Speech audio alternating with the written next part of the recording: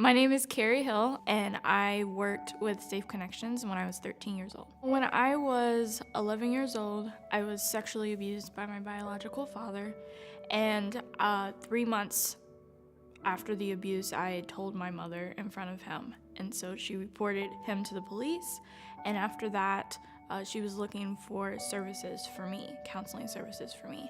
And we had a really difficult time finding services because we didn't have much money, and a lot of agencies did not work with adolescents on specifically sexual abuse. And so I remember her calling Safe Connections and really desperately begging for help. And Safe Connections told me that they would take us in. And so they got me in right away, and 6 months later, my mother was also able to receive services. I was with Safe Connections for, I want to say, 5 to 6 years.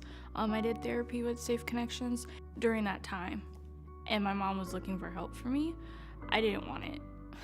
I didn't want it mostly because I felt like I didn't want to have to deal with learning how to trust another individual. At that point, there was so many people in my life that I felt like failed to protect me, and I felt a lot of frustration and anger. Although my insides were screaming for someone to save me, for someone to make sense of what happened to me, I still was defensive. I took that chance and went through this process. It was long, it was hard. I think it was probably one of the most difficult things I've ever done in my life, saving myself from the horrific impact of the abuse, right? And I took a chance with Safe Connections because the moment I walked into the office, I felt safe. I felt like I was at home. I realized that I could trust Safe Connections. I could trust them when they say that this isn't about the abuse anymore, it's about me. And it's about finding the tools and the things that I need to do so that I can move forward and be a healthier me. And so who I was walking into Safe Connections was this girl where abuse happened to her, right? And I didn't understand the abuse that happened to me. I didn't understand why my own father chose to abuse me.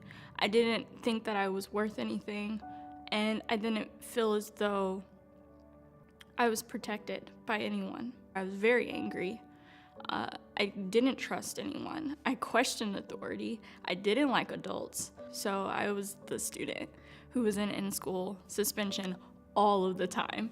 The student that was sent to the principal's office because I just didn't want to do anything. I was giving up on trying to be anything because I didn't think I was worth it. And the end result now, after going through those many years of counseling and working with Safe Connections and their amazing team, I'm the exact opposite. I understand that little girl, and I identify with that little girl because that little girl was me. And I was just really hurt. I was really hurt, and I couldn't see a way out.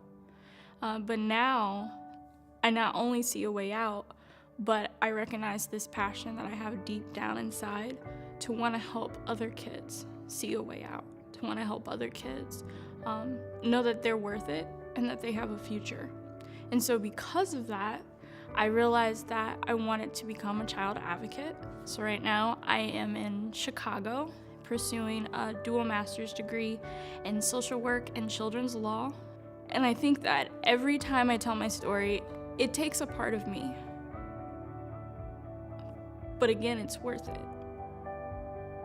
Because if I can do this work and even just help one child, it makes it worth it. So that I can help other people realize that they're not victims, so to speak. They can become victors. They're survivors. And with that, that means that they too can overcome and become more than the abuse themselves. They can be more than that. And I learned that from Safe Connections. I needed the donors. I needed the volunteers. I needed the staff. And I needed everyone who was willing to take part in ending the violence. I needed them. Thank you to Safe Connections. Thank you so much, because I cannot stress enough the work that was done and how that saved my life.